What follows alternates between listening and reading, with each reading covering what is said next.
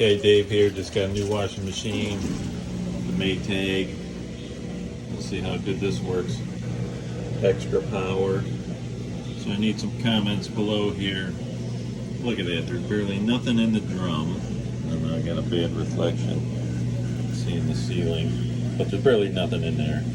Aren't these things supposed to have a lot of clothes in them? I mean, there's really nothing in there.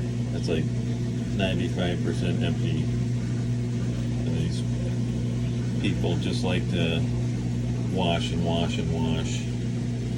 All right, wearing out the machine. Comments, Dave out.